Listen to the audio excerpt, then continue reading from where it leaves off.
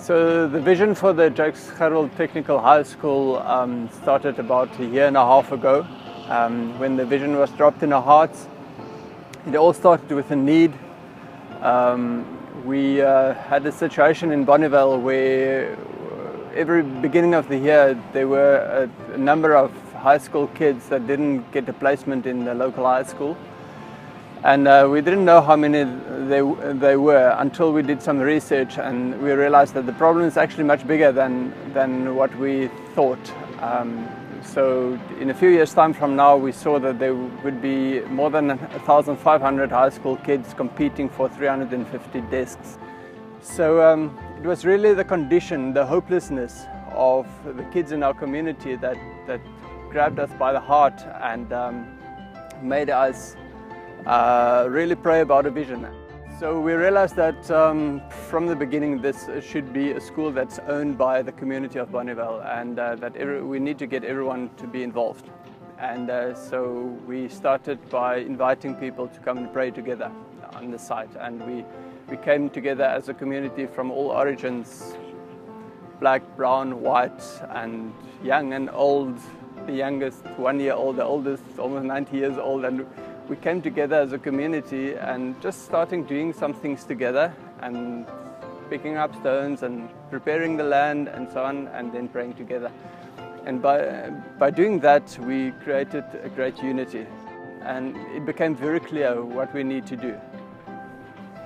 So we spoke to the education department and expressed the need for another school in Bonneville, and then it didn't fit into the plan for the education department at that stage in terms of budget and scheduling and so on.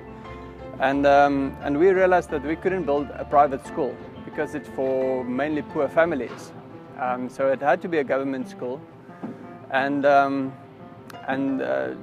Then we met them in Cape Town, and we asked them, so what are the chances that the community of Bonneville, the private sector, could join forces with the government in order to create another school? So they gave us the challenge to go and find land.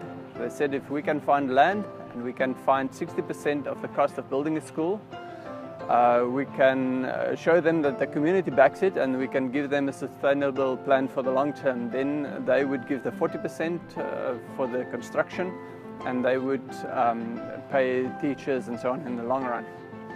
And so we came back and we researched a bit, and then I realized this piece of land here it's a beautiful vineyard farm, but it's right next to the community. It's actually ideal for a school.